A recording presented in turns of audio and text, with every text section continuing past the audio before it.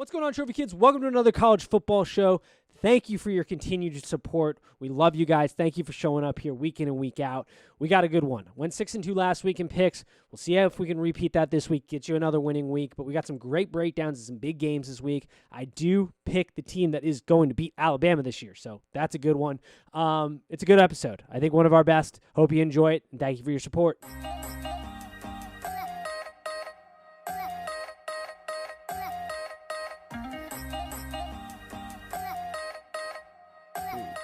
And welcome to Trophy Kids, presented by Bad News Media. It is September 24th. We are back with the college football show. Week 4. How are we doing today, gentlemen? Doing well. Fall has hit me hard. That is for sure up here in Michigan. I don't know if it's like that for any of you, but it is 50 degrees and rainy right now here. That's how it's been here in Cincinnati. We've been 50s and rain. It's about 60 here, but still on the cooler side in the mornings. I was wearing a sweatshirt around today in my house because we had a little brisk chill. So Tim, how's that Maryland top of the Big Ten going? They're still 3-0. They're still 3-0. They are still 3-0. Yeah. That is all I have to say on that matter. I did tweet out, hand up, I was wrong. I don't know exactly how wrong I was, but we will see. We shall see. We're going to talk some Big Ten football today. We got some good games this weekend. I'm back in college. I went 6-2 this past weekend. No big deal there. I had myself big mistake by me. I should have just come back with how's your NFL record going. This is the college football show. This is the college football show. We're not going to talk about that. We just got done recording the NFL one, and I opened up with me and Big Ben are about to look like Red from Pineapple Express. You remember Danny McBride's character? He's got like the neck brace. He's all fried. Yeah. It's about how the NFL is treating me right now. It's not good. It's not good. And I did the torturous thing too. I went back and I was like, man, I don't remember being this bad last year in the NFL. Don't worry, I wasn't. I was the greatest gambler ever last year in the first couple weeks of the NFL. But this year, just absolute nosedive. I didn't have a losing week last year until week 8. So, put that in perspective. But you hit your stride in college. Yes, I'm seeing the board a little bit more clearly. I realized my mistake in the NFL. I was doing different college versus NFL. In the NFL or college, I always go through the board and I say, all right, what jumps out to me, and then I go do research on those. In the NFL, I was doing research on every game and then based off that going and making a pick. Can't do that. That's how you cannot. Yeah. That's the losing what I formula. have to stay away from during college basketball season. I did that one year and picked every game wrong, basically. Yep. Yeah. It's terrible because then, you work into confirmation bias. Like, I got to go with what my eyes have been feeding me, the football I've consumed, the knowledge I have, what jumps off, and then go look, see am I right or wrong. That was been my mistake. Hopefully, we're going to see. We're going to test it this week in the NFL. But that's what I've been doing in college, and it's been I'm up in college. I'm winning. What's the college record right now? Are we going to see some gut picks on Twitter? We had a gut pick today for the Thursday night game. Oh, today, okay. We went pure NFL. We had to change it up. I went Panthers -7.5. Tim's out here giving me grief on Twitter, personally attacking me in my picks. I'm 16-13 in college. Not great, but that's 55%. We're winning. How would you not attack your NFL record? it is bad. It's fair. Hey, I said it. I said, love me, fade me, hate me, do what you want with it. Here's my information. So, We're going to have another phenomenal week, though, in college. Yes. That's all I really. Yes. That's what we're hoping for here. I have some picks I'll be willing to make on the podcast. I'll give out. Some I will tweet out. We got to keep you interested on all phases. So make sure you're following at Trophy Kids Pod on Instagram. We'll give out some picks there. But I got some picks this week. I feel the board's interesting this week. I don't know how you guys felt off your initial read, but there are some games that had me kind of pause and go, huh, what is this? I just wrote down my picks, and all of them, after I looked at them when I was done, I was like, I don't like that. Yeah. That's how thoroughly Tim does research. He does them right before the podcast. Yeah, he's all gut. Yeah, probably not right before, probably during. Yeah. During. Yeah, a little even inside better. Baseball. Yeah, inside the operations, inside. You're seeing how the sausage is made. Yeah. Quick NFL note, because it sort of bleeds over to this, because we spent a good portion of the offseason talking Urban Meyer. Did you all see the quote about Urban Meyer? Saying after the Broncos game, he told Vic Fangio, I'm paraphrasing here, but it essentially was like, man, it's like playing Alabama every week. Oh, I did see that. I saw No that because shit. Maryland or see, Rutgers ain't on the schedule there, Urban. right. I saw CFB tweet, Reddit CFB tweet like you thought Purdue was going to be on your schedule. Yeah. No shit. Everybody's good. It's a spectacular disaster down in Jacksonville. To say the Yeah, least. that's perfect phrasing. Yeah. which we called for. We have a good take here and there. We've been pretty good on this podcast with our college football breakdowns, which I say we hop right into it unless you guys got anything else before we jump into these games. But real quick, do you have the over under on what week his headaches start on the sideline? no, I put Aaron Rodgers. I was gonna say week 6. I put Aaron Rodgers at week 8 from announcing he's going to go open a commune in California and live off the earth and smoke some fine herbs. So When does Urban Meyer have to Announcing go see his- a heart specialist Yeah. for a week? when Aaron Rodgers announcing Jeopardy. when USC week comes in 8. with that 10-year, $100 million contract is when Urban's going to have some heart issues. His Yeah. vision's going to be Mhm. going. If I was There USC, might be a couple of positions open for Urban in the college. there's going to be a few, yeah, Yeah. to say the least. Yes. I guess that's one point. Actually, do we? Yeah, we can talk about it as we filter in. I was gonna say, do we want to talk about the Alabama Florida just off the bat? I mean, they're not last week and kind of where we were there because I'm not gonna lie, I said it. I did not think Alabama was gonna get a game there. They got a game there. Emory Jones, not great passing, but opened his legs.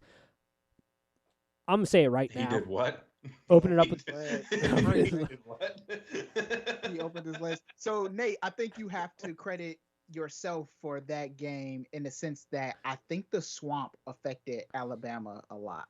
Yep. I think the crowd really got to them. Alabama didn't. Sometimes they looked out of sorts, and I also think that Alabama didn't think that Florida was going to score as much as they did, and making those in-game adjustments. They hadn't had to do that for their last 2 games. So 100% You agree. gave Nate credit for that? I said yeah, that in the Nate pod. said that. I still thought Alabama was going to cover, but Back at the record, there was one person that did not take Alabama. Okay. I cannot be responsible for Nate not listening to his own advice. Okay. And to be fair, I did take it thinking that AR-15 was going to play more than he did, which is not at all. But yeah, Well, here's where I was going with that because I have another prediction based on it. Because I said that game was going to be a big. Let me look at this, and then I'll be making my bolder prediction. Georgia's going to beat Alabama this year. It's happening. You don't think it's Ole Miss that'll be Alabama? Ole Miss might too. Alabama got Florida's offensive line bullied Alabama's line a little bit there, especially in the second half. Georgia has a better offensive line. Georgia has an elite defense. Georgia, we're asking them to make a pizza right now with tomato sauce and bread. They don't have their cheese back. They don't have any of their toppings. They're going to get Washington back here hopefully soon. Pickens is now running drills. You got Tyreek Smith in the secondary who's now warming up and getting back. They're going to get their tight end. They're getting players back. They're going to get healthy. Alabama is very beatable. Georgia's going to beat them. Yeah. I think the college football world is beatable right now, which is 100%. great for parity, right? And maybe we get a new team in there. I can't get my hopes up that we're going to get 2 new teams in there. No. I think some of the college football gods or whatever we have in play, and ESPN needs big names in that college football playoff. So, but I do think we're going to see at least one new team in the mix. I agree. I think Georgia, I they're do not too, new, but depending they'll on be your there. definition of new team. And Right, that's once, true. once again, oh, well, this is going to be my second point. I mean, if it were today, we'd have new teams right now. They got to make it through. Oregon's got to make it through the landmine that is the snake that eats itself in the Pac-12. The Big Ten, they got some questions as who's going to be their representative. Right now, Clemson, it's like Iowa or Penn State, right? Yeah. But we don't know. Clemson. Frauds. Frauds, terrible. Georgia, I think, will be, like I said, the representative from the SEC. I think they're going to beat. I think Alabama's going to have a tough game in Ole Miss, and I think they're going to be beat by Alabama or by Georgia. This is the year that Kirby does it. Bubble boy Kirby Smart has come out of his bubble. We're seeing them be aggressive in different assets of the game that they have not been. And then my UC team, they're still in it. Can we talk about why it is that every single powerhouse, I know the answer, but it's just ridiculous, is able to have stinkers every year? I mean, Clemson gets challenged by like BC every year, or Syracuse. These programs get challenged, and nobody blinks an eye at it, really. They're still in the running. UC, now granted, it's an outside dog and all that, but people are dogging on them because they went on the road, wasn't great, a lot of shooting themselves in the foot, but they still get a win. They still come back. They still have resiliency there. They're going to get to play Notre Dame. I'm not saying let's put them in, but I'm also saying let's not discredit them here. A win's a win. It was on the road in a true environment. We allow all these other teams to have these kind of blunder games, but we're not allowing a team that statistically is still very good defensively and offensively needs to, get a little bit more disciplined, but still a good football team.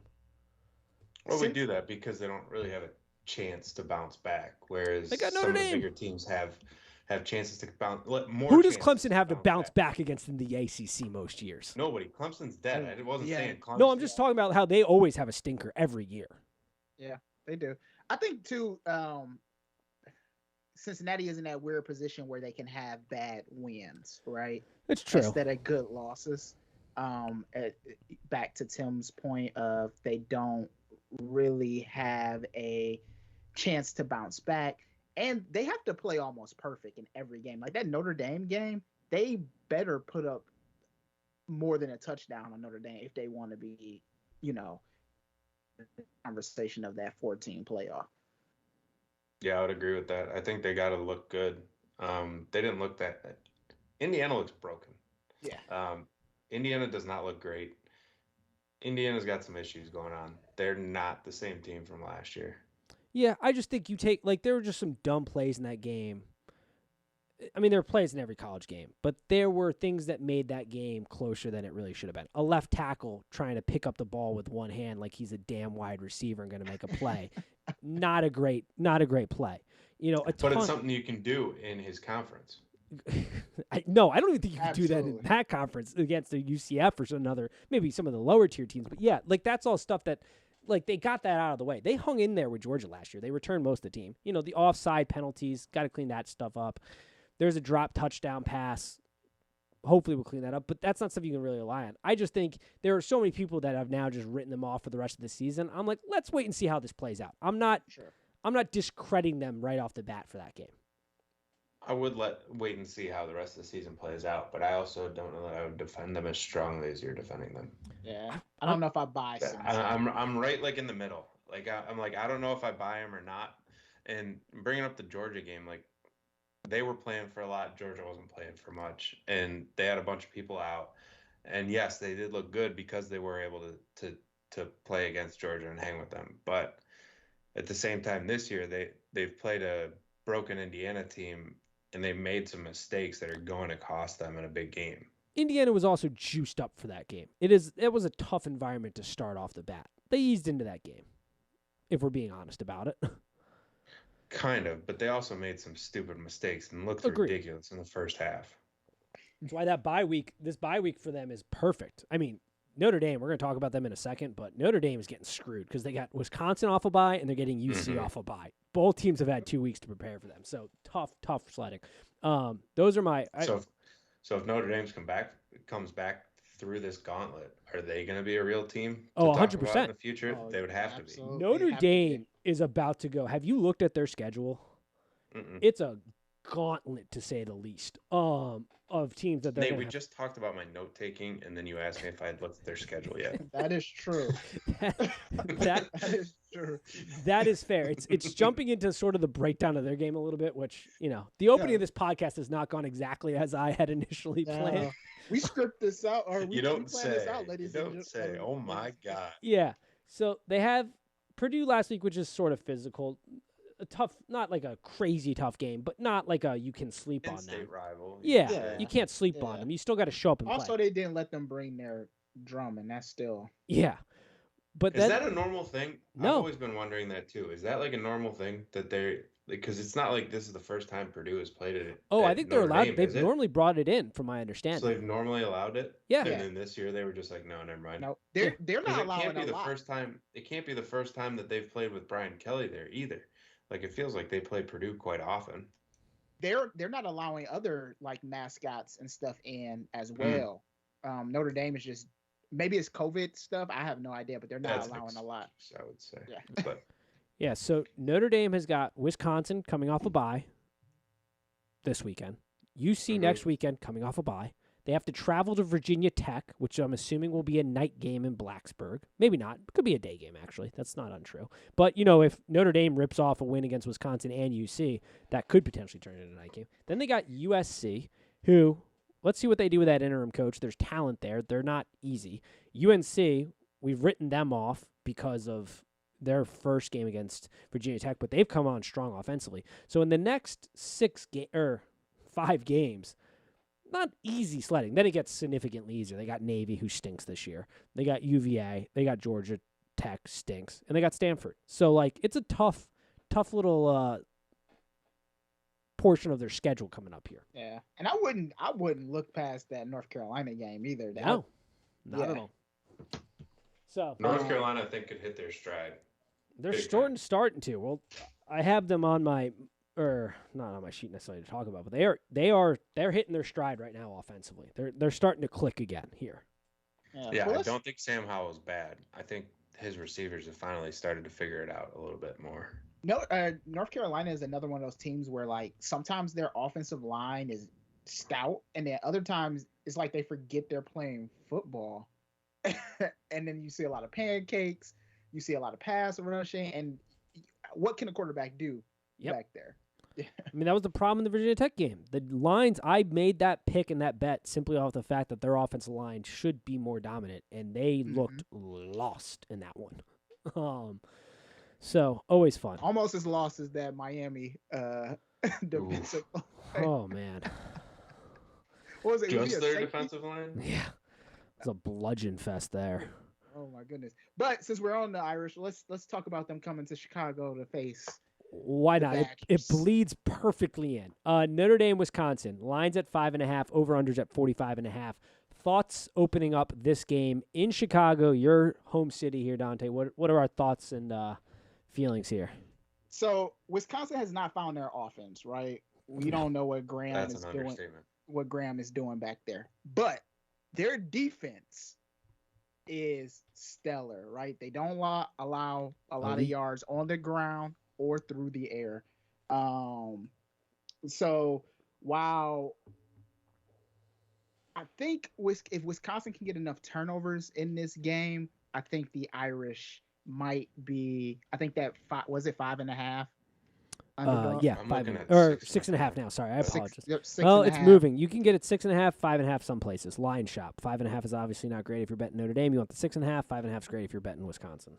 Yeah. Also, Notre Dame has been outscored in the first quarter by their opponents. If Wisconsin can outscore them in the first half and then hold on to the ball in the second half, Notre Dame may not be able to score again. And I'm putting a lot on Wisconsin's defense. Also, maybe Graham finds his game. Maybe. He needs You better to. hope so, Yeah. because that's all they got.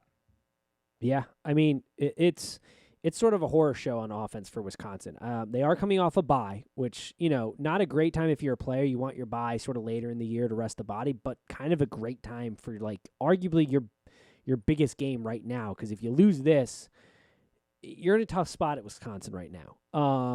Graham Mertz, they have not had a pass or a passing touchdown so far this season. They have been 2 interceptions in the red zone. Yep, I was just going to say, red zone has been horrific. They have been down there. Half the time they've been down there, they've come away with 0 points. Half the time, 0 points. 50% of the time, Wisconsin has been in the red zone, 0 points. And they threw a pick 6 on one of those attempts. So it's a house of horrors for Wisconsin. The benefit, though, is Notre Dame's defensive scheme thus far, from what I can tell, has essentially been we're going to have you beat us on the ground and not through the air. which plays perfect for Wisconsin. So it'll be interesting to see if, one, they flip that philosophy, and two, how that flip goes. Because Wisconsin will have no issue getting behind their big offensive line and just running the ball and not passing a whole lot and mucking up this game and controlling the time of clock and possession and not allowing the Notre Dame offense, which has also been suspect, to get opportunities at blowing this open. But it's an interesting game within the game there. Yeah. Also, Kyle Hamilton, right, for Notre Dame is Stud. maybe one of the best defensive players in the country, right? Yes. Maybe the best. Has to be close Up to, there, if not the best. Watching him pick those balls off again. That Florida State pick was insane. Yeah. He had two of them in that game too, didn't he? Yeah, where I'm talking about the one where he like came literally from the other side of the field. Yeah. There was one that he just jumped her out, and the next one he came from like the hash marks over to the sideline, and the ball was in the air the whole time, and he ended up being the receiver to it. That was insane. Yeah. I guess my thoughts on this game is I feel like Notre Dame will cover, if not win this game, because it feels like Chicago is a home game for Notre Dame. Even though Wisconsin's listed as the home team, I mean, Chicago's like Notre Dame's. A lot of Notre Dame alums in Chicago. I don't even. It's like their backyard. It's like their playpen. Like that's where everybody from Notre Dame goes. And so I feel like this one could be a Notre Dame home game at Soldier Field, basically. And I just really don't trust Graham Mertz anymore. And I'm pretty much over him. I don't know if he can complete passes in the red zone and get them any points. And that's where I struggle. And that's why I would lean towards taking the Fighting Irish with the points here. See, but here's the thing. I don't think you asked Graham to throw in the red zone. I think you let Wisconsin's front line set up there and you run that ball. Why would you have them sling the ball in the red zone? We are just.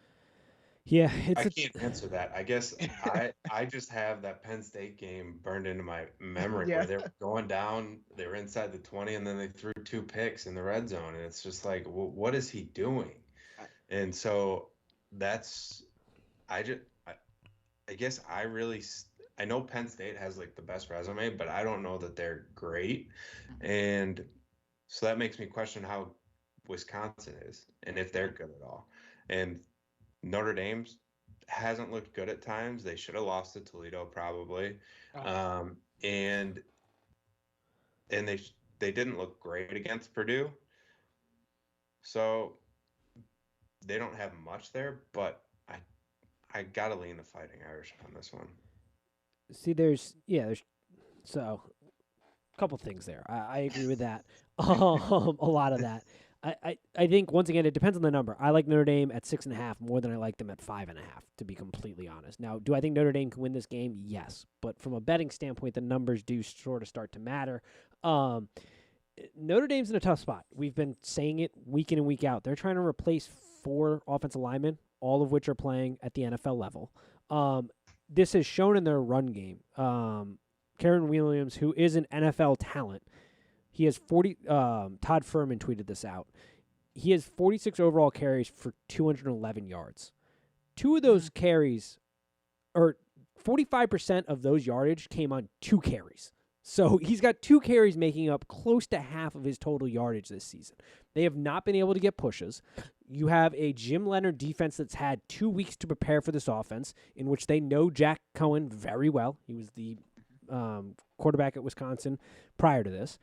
You have a Wisconsin team that when you go back and you pull that Penn State game, dominated the yards and dominated time of possession. They just couldn't convert in the red zone. And that's what ultimately lost them the game. I have a hard time making the argument. I very much want to pick Notre Dame here because I think 6.5 is probably too much, too many points to cover there. I think it's going to be a very close game. But it's hard for me not to make the argument that Wisconsin's basically going to do the same thing they did to Penn State. And it's going to be control the time of possession, run the ball, limit the passing game as much as possible, limit the ability for the Notre Dame offense to get in any form of a rhythm, and just kind of muck up this game, which is also why I like the unders here. I mean, first half unders the first half under at 23.5 is looking mighty good and is actually a pick I am making because I think this is going to be a bit of a slugfest. I mean, you pull that Wisconsin game, Penn State game, the possession was 42 minutes and 51 seconds Wisconsin, 17 minutes for Penn State. Like, that is insanity. And I think it's going to be a very similar story here. Big Ten football. Yep. 3 yards in a cloud of dust. Where Notre Dame belongs. Yes. For real. Dude, I don't know if anybody has a pick. I mean, my pick, I think it's 6.5. You go Notre Dame, and I think I like the under, first half under. That's really a pick for me. Is 23.5 first half under. I don't hate the first half. I don't like 45 though. Yeah, I think Wisconsin wins this game. I don't think they win it easily, but I do think they win this game. All right, cool. Let's move on then. West Virginia, Oklahoma. 17.5 is last I saw. This line's been moving a bit here. It is at Oklahoma. Oklahoma coming off a tough game against Nebraska. Got themselves a fight in that one. Where do we stand on this? I mean, Spencer Rattler has been, I would use the word struggling for an Oklahoma quarterback in a system that is designed to be incredibly explosive for quarterbacks. What do we feel about this game and where this is at? I mean, he's no Murray. He's no Jalen Hurts. He's no Baker. Mayfield. Yeah. So I don't know. He kind of looks like a shell of himself too. Like, did he get rattled too much? And can he find his confidence? I think if Rattler finds his confidence, then Oklahoma is back in the conversation. I don't really know much about this game though. I don't love West Virginia, and I'm not sure, if they have the talent to pull off a massive upset on the road or anything like that. But stranger things have happened. Yeah, I'm kind of waiting for Oklahoma to flip the switch, kind of like they did last year, where they were struggling a little bit out of the gate. Spencer Rattler was struggling, got benched, and then all of a sudden just went off and just played out of his mind for the rest of the year. And I'm kind of waiting for that. So I'm going to stay away from this game betting wise until you kind of see Spencer Rattler flip that switch. Like, I do kind of think he's going to eventually this year. And then you start taking them even if the spreads are outrageous. Yeah, this one's interesting. I took West Virginia last week against Virginia Tech. It was looking like a great bet early. It's still cash, but then they kind of almost gave away the game at the end. This is a tough one because for me, Spencer Rattler, just his inability to use the legs seems to be a problem in creating explosiveness for this offense. He hasn't been super accurate. I think for West Virginia, it's hard because they are a much different team home than when they are away. They're away in this game. Jarrett Doege, the quarterback, is really good at home. His numbers are way different at home compared to on the road. The problem is West Virginia's, their strength is running the ball. And Oklahoma's defense is pretty good against the run. It's terrible against the pass right now. But it's pretty good against the run. Like, it's not. I think people who want to say like the defense is horrible, I think that's oversimplifying things. The rush defense is good. They get decent pressure. The passing defense is terrible right now. So Oklahoma's in a struggle spot here. I'm not making a pick on this game, but I thought it was worth bringing up because it is an interesting game and it has some national spotlight here. Because if Oklahoma's not careful here and they don't dot their T or cross their T's and dot their I's, they could find themselves in a rock fight here. Yeah. Speaking of teams that are terrible against the pass defense, Ohio State is going to be without their quarterback CJ Stroud in this game against Akron. I like this game. 48.5 points is a lot. So I like this game, if not just the first half for Akron to cover the first half, whatever the first half comes out at. Probably Akron first half in 48.5.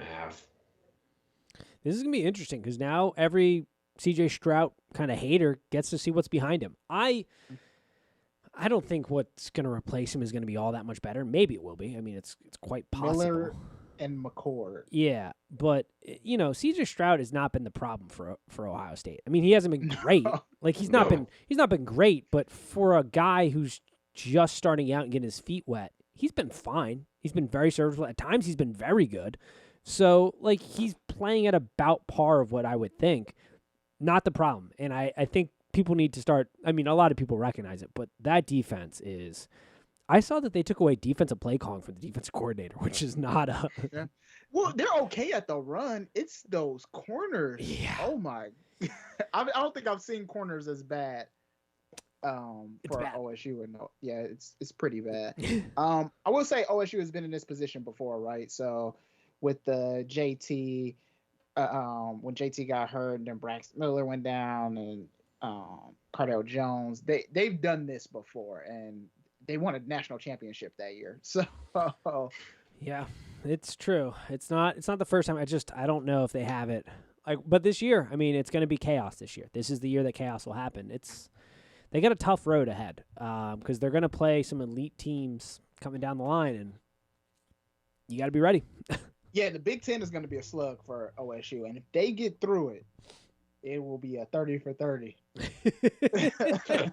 Calling it now. I don't think they. I mean, we might be looking at a Big Ten with like 2 losses for each top team, maybe. Yeah, it's quite possible. I mean, every and team with has OSU issues. Yeah, Like glaring issues too. Not like everybody has glaring issues for the most part. I mean, I don't know. Penn State's probably the best team right now, but like they have issues. Iowa can't move the ball offensively through the air. Like, we're going to talk about Michigan State here in a bit. Ohio State's got the defensive issues. You know, every team, Wisconsin also can't move the ball through the air. Like, all these powerhouse teams in the Big Ten have some pretty glaring issues they got to get figured out. I will say this: Penn State's win over Auburn last week did elevate the stock of the Big Ten. I thought with Ohio State being down that we were going to start just saying, "Oh, the Big Ten isn't." But OSU's win and even Michigan State's win on the road, I think people started to talk about the Big Ten. If you were watching any of the breakdowns of the game, there was a lot of comparison of the Big Ten and the SEC and where do Big Ten teams fit in the SEC, which is great talk for me because it means that our teams are going to get a lot more eyes on them, but can they handle the pressure of being in these national conversations? Well, it's always been that battle too that like, I don't want people to be like you're overreacting here or whatever, but I think that the SEC's biggest strength has been their marketing job, where they just have marketed themselves as like this insanely more physical, bully you around conference. And that is true for the vast majority of the conferences. But I have always tried, and I think we've done a good job on this podcast of making the argument that that is not true when you go to the Big Ten. Like, I'm not saying every team. Like, you put Maryland is worse than like the bottom tier. Like, the bottom tier of the Big Ten is probably worse than the bottom tier of the SEC. But as far as this, yeah, they are actually, yeah. But as far as this idea that like the SEC can just bully around these teams, it's like, no, we play big boy football in the Big Ten. Like, this isn't slouch football. You're not going to come in, because that's always been the strength of the SEC, is their line play and their athletes, and just bully teams around. And that was a huge thing for Penn State, who, isn't the best team, but did not get bullied and was in that fight. And you have the same argument if they played an Iowa team or a Wisconsin team, Ohio State most years. Like, you just can't bully them necessarily. Is my thought on it all. Figure that out. That sort of rounds it up, puts a nice bow around it. Yeah, the Big Ten deserves to be in national conversations. That's at all times. Yeah, they're the second best conference, top to bottom. Speaking of the Big Ten, let's talk about it.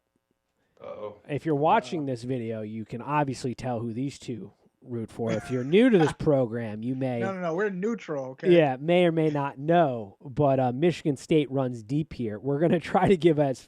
I feel like we give a pretty fair breakdown, and then I'm always here to check it a little bit. Yes. Nebraska versus Michigan State. The line's been moving, depending on where you're at. It's at 4.5 right now on FanDuel is what I'm looking at. Over-under is at 52.5. I will let you guys start. Where are you heading into this game and kind of thoughts around it? Let's just say very nervous. This is not a game I want to bet on, just because I don't need to bet on games that I'm very interested in. And as you can see, I am very interested in this game, regardless of me having any money on it. And I'm nervous because even though we went down to Miami and won that game pretty handily, I think Miami might be just falling apart. And You think? Nebraska, right?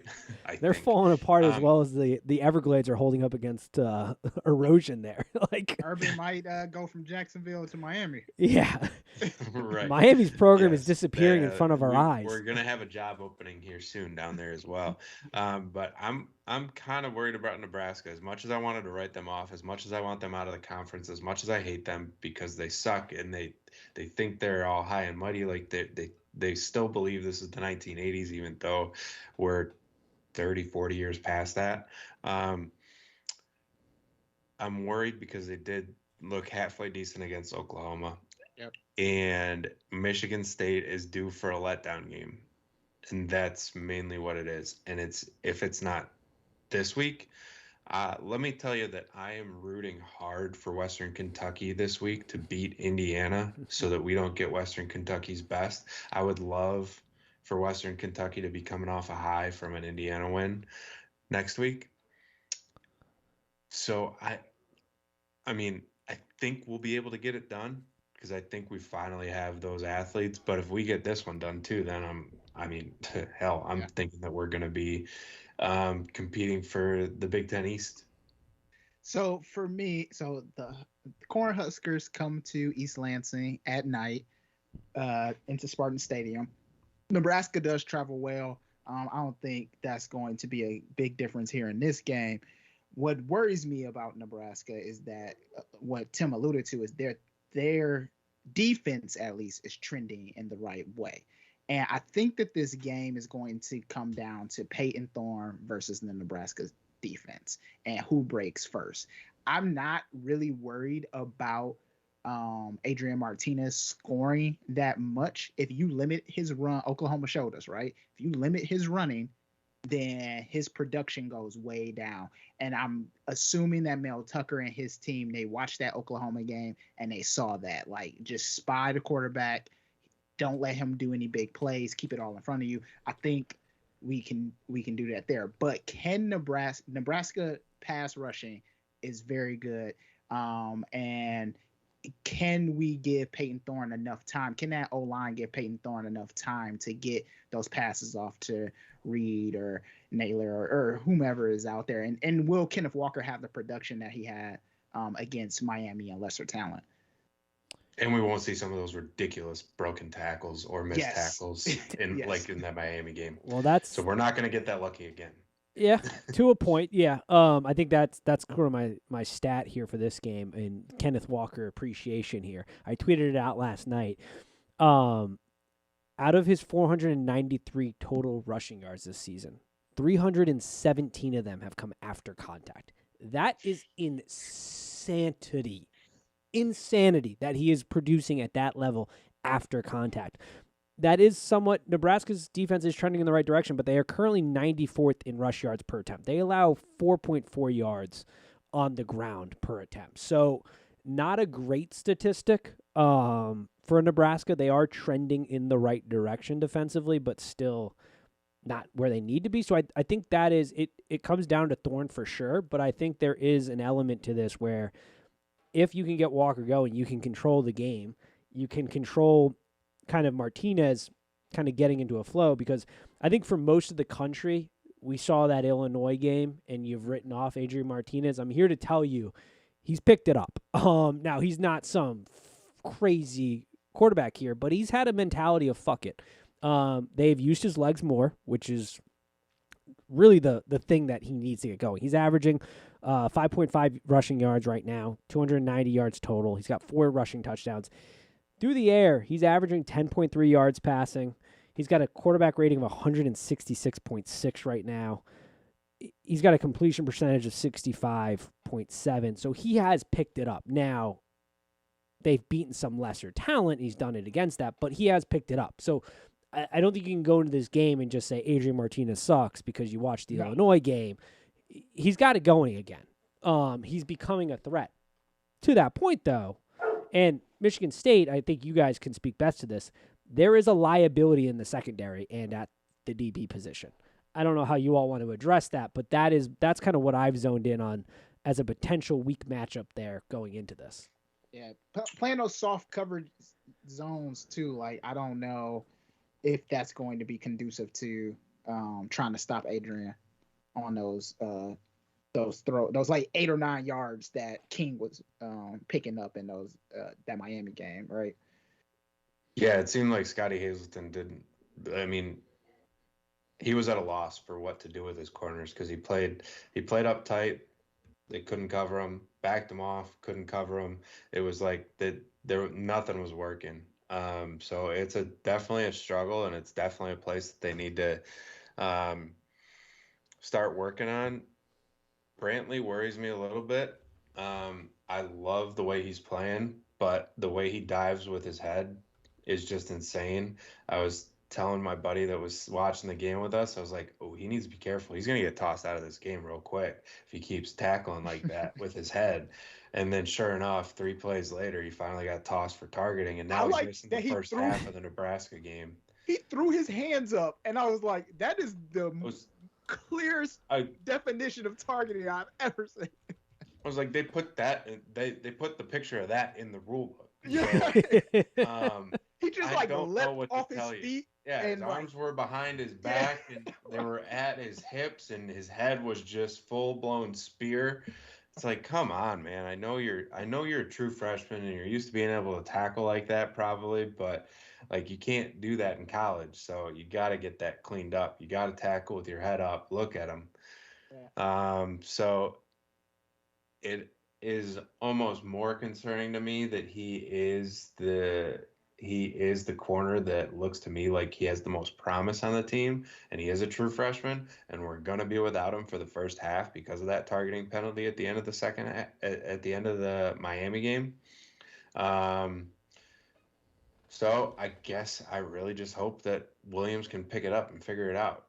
He wasn't much of a cornerback before. He did play a little bit at Alabama, but that was only in practice before he broke his arm.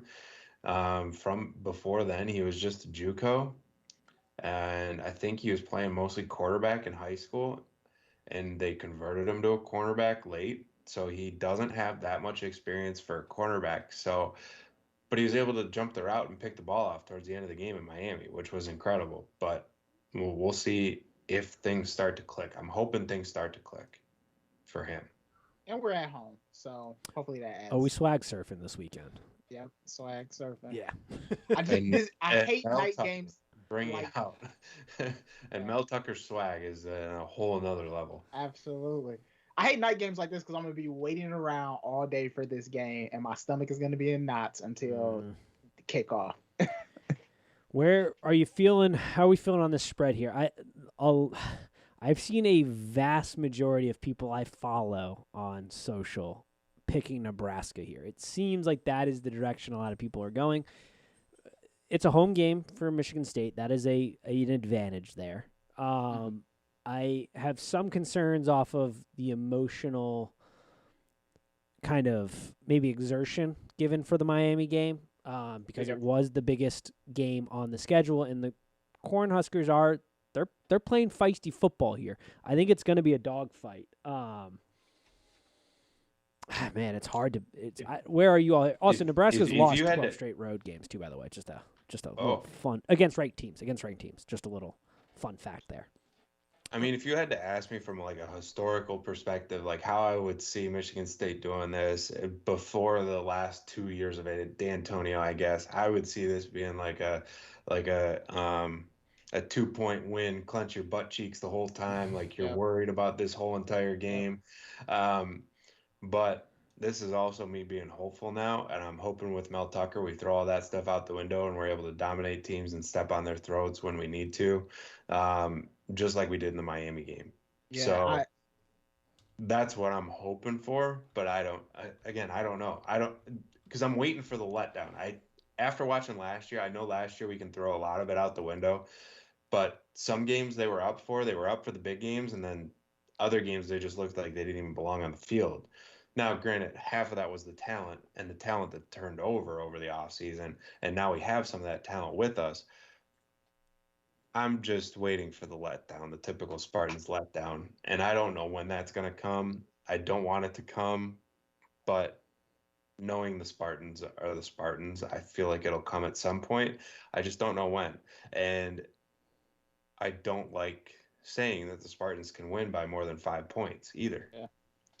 I think Nebraska is the trendy pick here. Like you, Nate, I've been seeing a lot on social media of people taking Nebraska in this, even if they just take the points and not the win. I too share the same feelings with Tim, and I have to shake off like the D'Antonio era because if you ask me this, I'm gonna say, oh, this is going to be a field goal game, and I can't tell you if it's gonna be Nebraska or MSU, but I know it's going to be a field goal game. And I don't know if I can go into that with Mel Tucker and his new regime and say that's the same results that we're going to see. Also, if it is a field goal game, I don't trust Coughlin. So I will. Coughlin's always been that way, though. Yeah. Yeah. We know what we're going to get. We've Yes. always gotten that from him. I mean, he'll hit. He always misses a few field goals. He will hit a clutch kick if he needs to hit a clutch kick, as long as it's within 40 yards. If it's under 40 yards and he has to hit a clutch kick, he will hit it. But if it's a random 35-yarder in the middle of the game, there's a chance he's going to miss it. So you never really know with him because you know he can't make anything over 45 yards. That's almost a guarantee. So with him, you never really know. That's but fair. He's still on the team because he's been around for so long, and the devil you know is better than the devil you don't know. Yeah. The 4.5 is what trips me up because I feel field goal type of game, but I might go swag surfing and just pick MSU. I'm reserving it right now. I think that's gonna be a game day pick. I went into this picking MSU, and then when I broke down the game, I was like, oh man, this is closer. The Kenneth Walker factor for me, and Nebraska's given up about 4.4 yards a carries. I mean, it's tough. You can control a football game when you have that ability, and the blueprint, as Dante, you said, is there. You have to limit. I mean, Oklahoma limited Martinez to 2 yards a carry last week. Yep. If you limit his ability to run, and that's the same thing in the Illinois game, his worst game so far, because then he played for him in Buffalo. We saw when he got his legs going, the production, I mean, he ripped off a 75-yard touchdown. Like, the pass game started to open up a little bit more. Like, once he gets that going, he is a different quarterback. Can the Michigan State, you know what? Screw it. We're going Michigan State. I don't know if I love the pick. I'm going to say that right now. I don't love it. I think 4.5 is the safer bet, but sometimes you got to risk it to get the biscuit. Make your own decisions based off the information we just gave there, but we're swag surfing. All right. Swag surfing in the wood. Yep. Shit. Let's talk Jerry World Classic. The official name for it is now eluding me. We talked about it in the pre-show. Southwest Classic. There we go. Thank you, Dante. Texas A&M, Arkansas. This game, 4.5 last I checked. Arkansas is the underdog. Over-unders at 47.5. Where are we at with this one? I don't know. All good. We're some dog lovers on this show. It's all good. We're having a lot of puppy noise over in the other Sorry other about guy. that. That was bragging about the 2 pages of notes that he has on this game, and I'm going with a total gut check here, and it's more of I think Arkansas might have gotten a little too hot for their britches. I think they might be feeling themselves a little bit after that last game, and that's kind of why I think that Texas A&M will end up pulling this one off and being able to cover here. So I do have a lot of notes on this, ladies and gentlemen. The Aggies are 9-0 since 2012 in this game. So maybe the Razorbacks are due for a win here. Both teams are ranked, which does not happen often in this rivalry. This means that this game also has college football playoffs implications for both teams. Yeah. That's weird to say. I know. This is so weird to say. Arkansas playoff right? implications. Yeah. And then Sam Pittman looks like the best hire to ever be made in college football modern history right now. Yeah, he's got that program going. I mean, he's turned around an Arkansas program that, you know, if we're being frank about it, since Bobby Petrino's been dead, or not Bobby Petrino. Oh my God. Yeah, Bobby Petrino. Sorry, that's what I'm thinking of. You were right. I was thinking Yeah, of. was I know wondering Rick. why you Dude, I weren't, said Bobby right. Petrino and Rick. Rick Pitino. Pitino Patino popped in. No, his face popped in my head. I was like, damn it, I just fucked that up. But then I was like, wait, no, I'm right on that. A bicycle accident, does. So a motorcycle accident will burn that into your head. So what I think here, I think the Aggies have the edge because they are number one in turning the ball over and scoring when they are turning other teams over and scoring. So I think if you're going to go with like the safe pick here would be the Aggies. Now, neither team really passes the ball, so that might be an issue trying to turn the Razorbacks over. But this might be a game where you see both teams try to open up their quarterback. And if that happens, it's going to be interesting. I think that this game is going to be a lot. People keep saying it's going to be like 17-10 or, real low scoring. But I think this game is going to actually score a lot of points in unconventional ways. But I think we're going to see a high scoring game here. Interesting. I have almost the opposite take on that one just because so Jerry's got to be thrilled that his Arkansas team is even in the position they are in, beloved in front of him at his home stadium here. But, if Heinz King was in there, I think this is a different game. I think this is the part that, Sam Pittman has done a great job of identifying that if you can build good line play, you can survive a lot of games that you probably shouldn't have. And they have built a tough offensive defensive line. Like it's a tough physical play there. They're not going to get bullied as much. We've seen issues with Texas A&M's offensive line. Yes. We saw them get into a rock fight with Colorado that they should not have been in. They weren't getting great push. They have world-class running backs at Texas A&M. I mean, top-tier elite talent running backs, but they're not getting much of a push up front. That is concerning.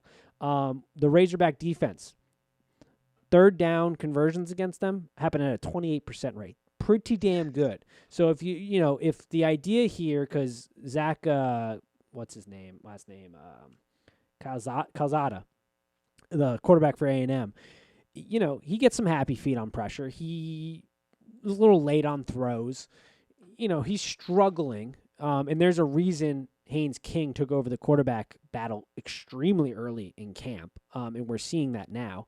If you're putting him in not third and manageable situations, it's hard to convert on this Razorback defense. But on the flip side, Razorbacks can't really throw the ball. I mean, it's very inconsistent on that side of the ball as well. So this feels like a lot of line play dominates. I like the first half under because I do think out the gate there's a lot of explosive energy. I think A&M probably wears them down long term, and I think the second half is when you see it sort of open up a little bit. First half numbers 23.5. I like that under.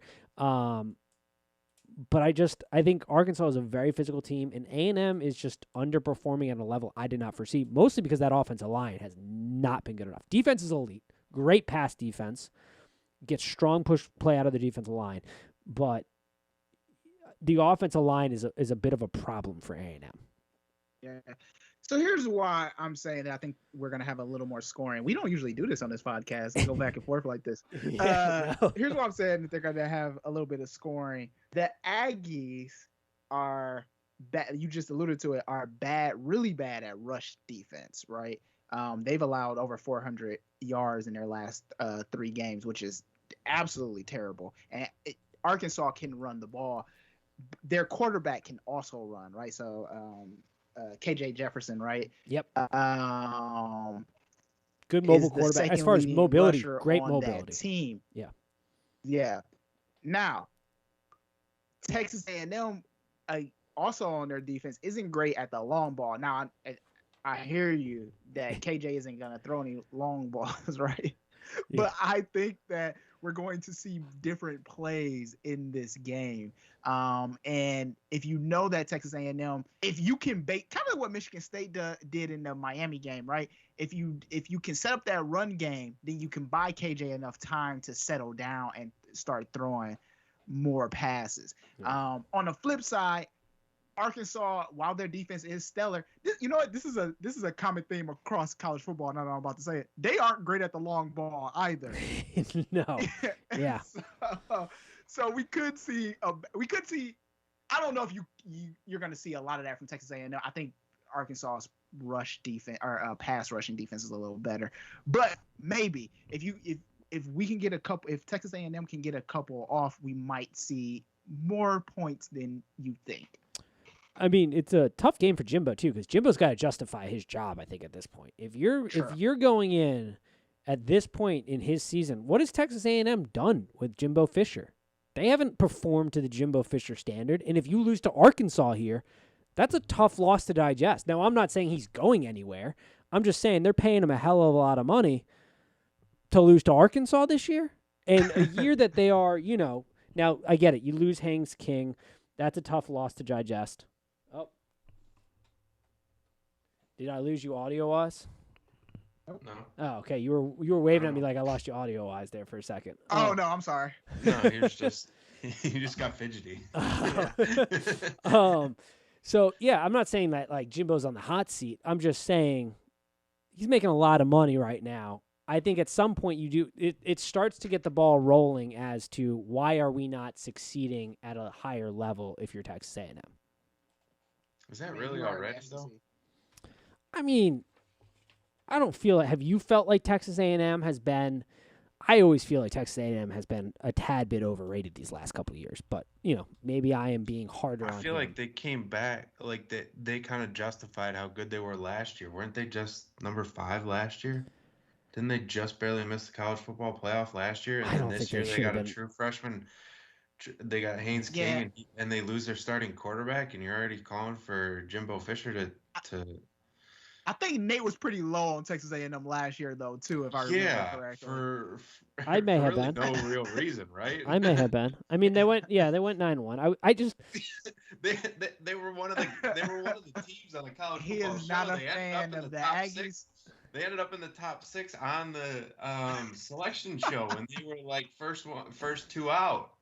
Yeah, I mean, is it Jimbo Fisher or you don't like Aggies? It's like, what do you mean what do you mean he hasn't done anything? I mean, I know he didn't deserve the promotion from Florida State. He kind of just was like, I'm done here, and then left and went to Texas A&M and got this huge payout. But like to say they haven't done anything, they went 8-4 the year before that. I was looking it over. They lost last year. They were on the. So they went like. But I also didn't think they were as good as they were ranked last year.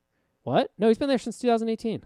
No, yeah, he's been there for a while. Okay, so he's been there for longer. COVID just. I mean, he's making $9 million a year, and I thought it was 10 million. Maybe it's. I thought it was a 10-year, $100 million contract. It could be. I mean, that guy in Ann Arbor is making a lot not money and not doing anything either. Yeah, if we want to talk about. Yeah, I agree. Right. I mean, Jimbo Fisher isn't the worst. Yeah, I'm not saying he's the worst. I'm just saying there are questions because there are questions when you get into a rock fight with Colorado and then you follow that up shortly after if they lose to Arkansas. That's they get into a rock fight with Colorado because they're thinking about this Arkansas game. Yeah, that's part of it. Because they lost their freshman, they lost their starting quarterback in that game. Like, no, they looked terrible. I mean, they looked atrociously bad in that game. Like, come on now.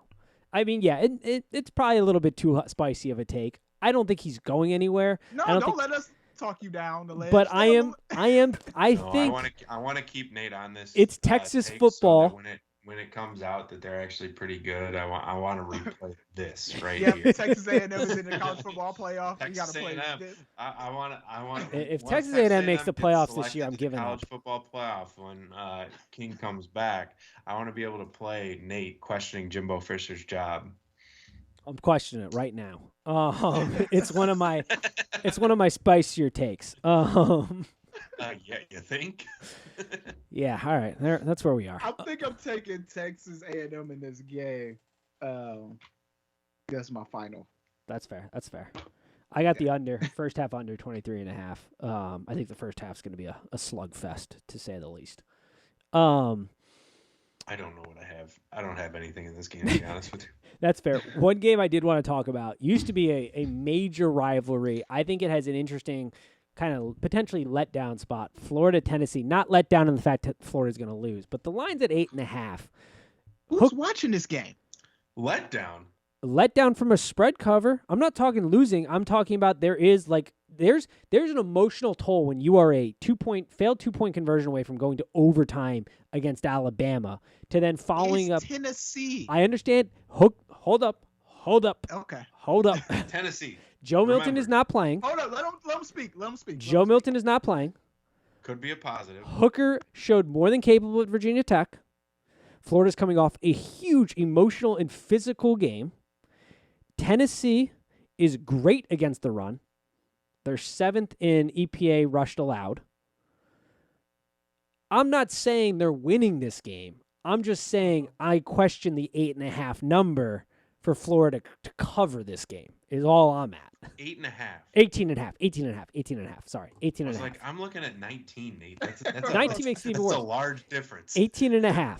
That is what I'm asking the question. Daily lines, but do we feel there is a letdown on the covering the spread aspect to this game? We always talk about the letdown after losing a big game, but there's also the opposite where you go and destroy the other team after losing a big game like that. Tennessee, I just don't believe in Tennessee. That's where I'm gonna leave it. I agree with Dante. I think Tennessee's garbage, and I think the reason that Florida would be able to still cover this game is because they're at home. If they had to travel to Tennessee, I think that's a totally different story. I think that would be a 10-point spread maybe, and it'll be a little bit more of a slugfest in the first half, and then Florida would end up pulling it out. But since they're at home, I don't see them losing in the swamp. I don't see them not covering the 19 points. See, I don't see them losing. In the swamp. I don't think they're losing, but I do think Hooker gives a better competitive edge than Joe Milton does. I saw him play at Virginia Tech. I think he throws a better ball. You know, I think he's a better option there. I'm not saying he's going to come out here and Superman them and win this game, but I think they become more competitive. I think the Tennessee defense, Florida relies on the run to open up the pass. Emory Jones is not a good passing quarterback at this point. Now, AR-15, that's a different story, but Emory Jones, similar to Adrian Martinez, relies on his legs to, get the ball rolling offensively. So this is where I think it could be. Dante is right. That's why I was more asking the question. That sometimes we all jump down his throat. You get the opposite effect where you come out pissed off and go out and try to kill a team here. This used to be a huge rivalry back in the 90s, early 2000s. It's died off with the death of the Tennessee program. But yeah, I think it's an interesting spot at 18.5. I am not personally betting it at this point. I got to break it down a little bit more to lay money, but it's got my attention for potentially making my Saturday card right now is what I'm saying. I think it looked like Emory Jones started to figure it out. Yeah, once he got his legs going. Once he opened his legs, like I said earlier with my blunder. He started opening those legs. He got it figured out.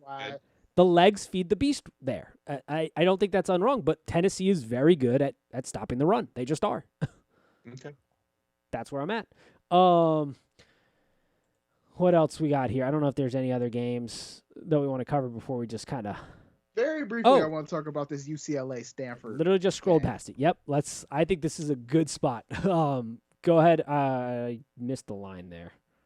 Back to I'm a broken record on this thing. I think Stanford has a chance here because the UCLA secondary is hot garbage. It is. It's the reason they lost that game. Yeah. It is. I'm not spotting a lie right now. Yeah. The other thing, and this is a wild take here. Sometimes I think UCLA scores too quickly, and they don't give their defense enough time. Yes, very much so. That was something I noticed immediately in their first two games. It's like, man, that defense is out there a lot.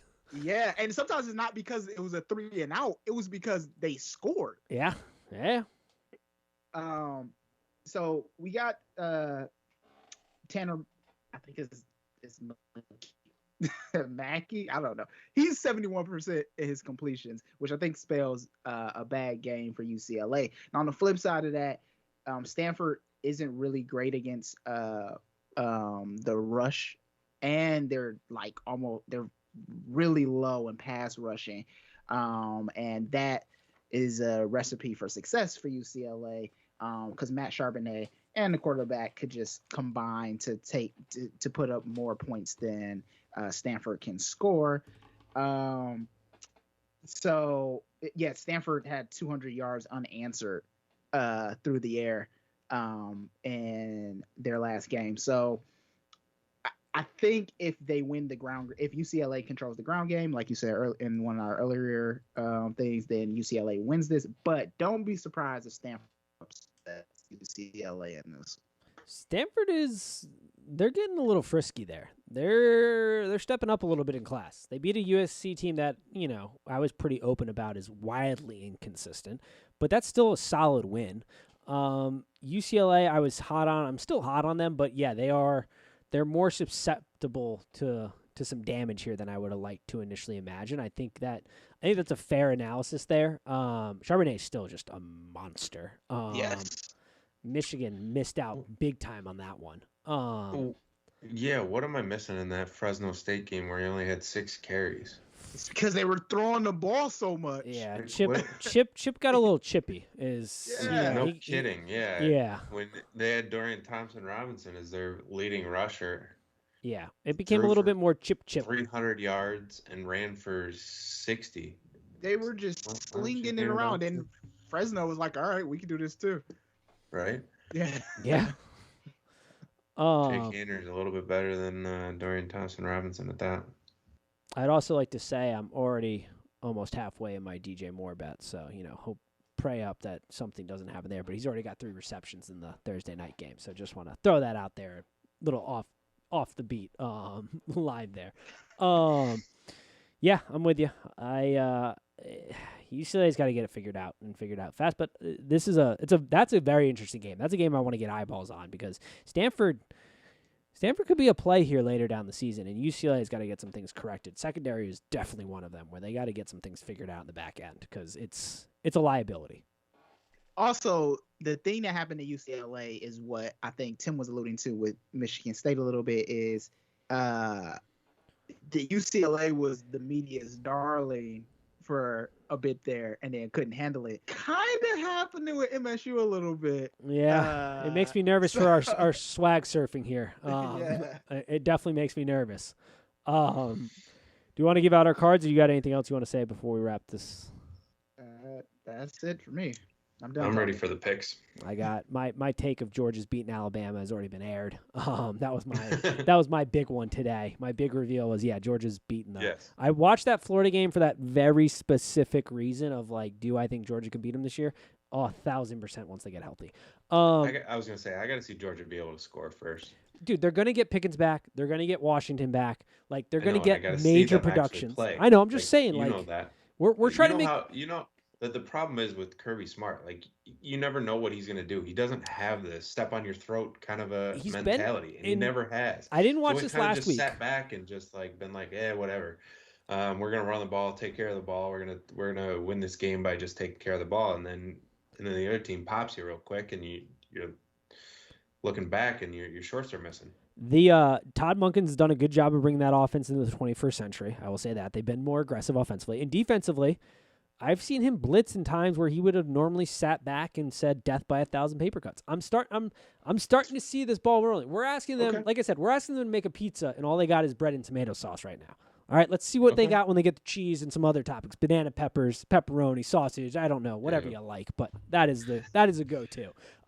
That's what we're doing here. So I'm big on Georgia this year. All righty. So are they in your card or something? No, they are not. That game is insane. No. On task. It was We're on the picks. It was it was my big hey, let's see what they look like against Florida. I said it last week, and then I was ready to make my bold prediction. A buddy Mike of mine, we were going back and forth. He's on them this week. Shout out Mike. Big Georgia fan there, but I told him it is the big reveal of the week because I am hot on Georgia this year. Alrighty. Oh God, why don't you go to Tim first? I got to get this organized here. All right. Second. So my first pick is going to be Mississippi State money line versus Oh LSU. I yes. don't think LSU is any good. Nope. I think Mississippi State will be able to pop them here quick. And I'm alluding to this right now, but that is one of the reasons why I don't like my card because my next pick is going to be Texas Tech +9 against Texas. Dude, I I also think liked Texas that. is a fraud as well. 9.5's a Boise big number State. for that game. I feel like that game. Correct me if wrong, but I feel like that game is always just chaos. Yes, it's always chaos. It's always like a 9 seems close crazy. game, like some crazy thing happens in the game, and Yeah. it's nuts. So 9 points is way too much for me. That's why I like Texas Tech +9. Boise State, Utah State, they're playing at noon. I saw Boise that. State and Utah State, I'm taking the under 70 just because they're playing at noon, 10 a.m. their time. That's too early for a college kid to get out of bed. Fair. I have Akron +48.5 against Ohio State. Ohio State's playing without CJ Stroud. 48.5 is a lot of points. I think just 48.5 is a lot of points. And since they are resting their starting quarterback for rest and a possible shoulder issue, it's like, well, will they just take their foot off the gas? I'm hoping they do by taking Akron +48.5. Florida State. I think Florida State is going to rise from the dead here Also on against my card. Louisville. I think I'm just going to say it was a I don't remember what it opened up as, but it's gotten all the way down to 1.5 is what I'm Yep. looking at on these daily lines on ESPN. I got So it at I 1.5 think too. so I'm looking at Florida State money line versus Louisville. This is one of those typical Florida State games where you count them out. They look terrible at the beginning of the season, and then all of a sudden they win one big game. They think you're back in it, and then they're really not. It's just a fraud. But they came back and won one of those games, and that's what I think is going to happen here. Norvell needs this Um, win. It's a must win. He can't lose to this it- terrible yes. Louisville team. Yes. So this next one, I did end up taking Texas A&M -4.5 against Arkansas. Yeah. I couldn't remember what I did there. I do like Texas A&M in this game. It might have been because all of the other picks were underdog picks. So I needed to mix in a favorite here, and that's when I went with Texas A&M. I do think it is a possible letdown spot for Arkansas when they got all this momentum. Just like I said, when all the note takers 2 were pages when all the note takers Yes. were discussing this game, and I may or may not have been zoning out and not been adding more knowledge to my brain, but probably not. And then Notre Dame +6.5 against Wisconsin. Like I said earlier, I think that this is going to be it could even be like a homecoming game for Notre Dame with all their alums being in Chicago. And I think this could bode well, could end up looking like a home game for Notre Dame, but we will see. And then the other one that I have an eye on, but I don't want to take, but I want to root for is Western Kentucky +9 against Indiana. Like I alluded to, I would love to see Western Kentucky win this game against Iowa because I am nervous about the Western Kentucky game against Michigan State because I think if we beat Nebraska at night, I am worried about a possible letdown game against Western Kentucky, who has an air raid offense and can pick Yes. apart our corners. And that is what I'm most nervous about. They throw for over 400 yards. Yeah. And that is why all Michigan State fans, I need you to root hard for Western Kentucky. Say your prayers, do your whatever, pray to whatever God you believe in. Whatever happens, happens. I need you to root hard for Western Kentucky in this game against Indiana because I do not want to face a Western Kentucky team that is pissed off about a loss to Indiana when they felt like they could have won, and then they come to Michigan State and just pick apart our corners. Yeah, it's a problem. All right, solid card. I'm waiting to make a pick on Notre Dame, Wisconsin right now, but I am going under 23.5 in the first half for that. I got first half under on Arkansas as Texas A&M as well. That's also at 23.5. Don't love that trend I got going this week, but it's just those are two fights I think that are gonna come home pretty low. I'm gonna add to my card too, but these are the picks I made so far. Mississippi State +2.5. I sort of just like the money line straight up on that. But I've got them. I am going MSU minus the 4.5. I am going Florida State.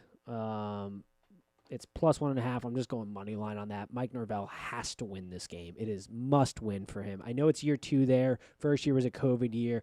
But if you're starting the season off with winless, I mean, recruiting is going to take a hit. Like, everything just snowballs from here. Have to win that game. I am looking at Clemson game right now, North Carolina State. Clemson is fraud city. I don't know if I like North Carolina State enough at 9.5, but that is a game I'm looking at, so look out for that potentially on my card here that I will tweet out at Trivia Kids Pod on both Instagram and Twitter. North Carolina minus 12.5 against Georgia Tech. Georgia Tech sucks. They can't score any points. North Carolina's offense. Add that one to mine as well. North Carolina's offense is going, is increasing its production value there. I do like them in that spot. So that's what I got right now. I got my eyeballs on a couple others. I want to give some bigger breakdowns though before I give them out. So look for those coming out here. Any final thoughts before we wrap this up? Take Stanford. Oh, yeah. Stanford on there. We can just ride. We want to ride as a podcast on that one. Ride behind that take. I don't even know what the line is on that game. I think I saw. Looks like 4.5 is what I was looking at when I was scrolling to look for that line that Nate just gave out on the North Carolina, so I could remember to bet it on Saturday morning. Yep, 12.5. Solid line there. Alrighty, that'll do it for us this week.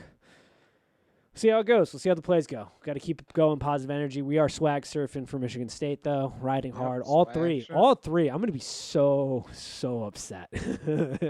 When Nate, you have to respect our no texting during the game. Oh, man, it's going to be hard. Because I wrote down Nebraska coming into this session, and I changed it on this podcast. I was initially taking Nebraska. I changed it.